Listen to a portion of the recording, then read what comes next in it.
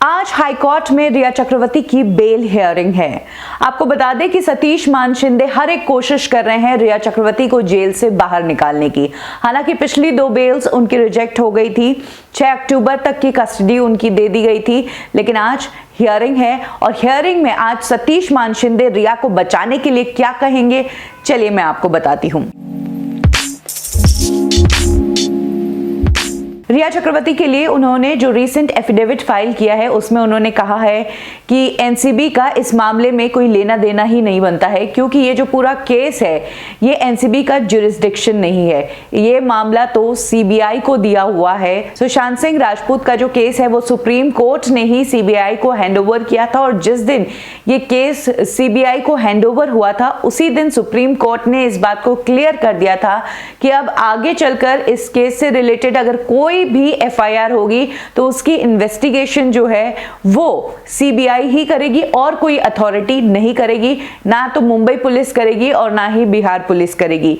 यही कारण है कि रिया चक्रवर्ती ने जब सुशांत सिंह राजपूत की फैमिली पर काउंटर एफआईआर दर्ज की, उनकी बहन प्रियंका और मीतू दीदी पर, तो उसकी इन्वेस्टिगेशन भी सीबीआई ही कर रहा है। और इसी बात को एग्जाम्पल देते हुए सतीश मान शिंदे आज कोर्ट में ये कह रहे हैं कि रिया चक्रवर्ती पर जो कार्रवाई एनसीबी कर रही है वो कार्रवाई करने का हक एनसीबी को बनता ही नहीं है, ये सब काम तो सीबीआई को करना चाहिए। इधर एनसीबी भी रिया चक्रवर्ती की बेल को कैंसिल करवाने के लिए अपनी हर एक तैयारी मजबूती से करके बैठी है।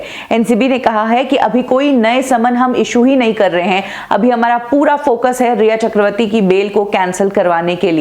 क्या क्या पॉइंट्स एनसीबी की तरफ से रखे गए हैं रिया की बेल को कैंसिल करवाने के लिए और इस बात को रखने के लिए कि रिया को क्यों अभी बेल नहीं देनी चाहिए, क्या है पॉइंट्स, चलिए मैं आपको बताती हूं। बेल को अपोज करने के लिए जो एनसीबी की तरफ से एफिडेविट फाइल किया गया है उसमें ये क्लियरली मेंशन किया हुआ है कि रिया चक्रवर्ती ना सिर्फ ड्रग्स खरीदती थी बल्कि अपने घर में ड्रग्स रखती भी थी, उन्हें स्टोर भी करती थी। इसमें सबसे अहम पॉइंट है कि उन्होंने ड्रग्स के लिए डायरेक्ट पे किया, जो कि उनके बैंक स्टेटमेंट से और उनके ऑनलाइन ट्रांजैक्शन से पता चला है। नंबर 2, उन्होंने दीपेश और मिरांडा को ड्रग्स डिलीवर करवाए। साथ ही रिया ने कई बार ड्रग्स के लिए डायरेक्ट कैश पेमेंट भी की है। इसके अलावा गूगल पे और डेबिट कार्ड से भी पेमेंट की गई है। और इसी को मेन पॉइंट बनाते हुए एनसीबी का कहना है कि रिया का दावा है कि वो ये सारे ड्रग्स सुशांत के लिए मंगवाती थी, लेकिन इसके बावजूद उनके ऊपर एनडीपीएस एक्ट का सेक्शन 27A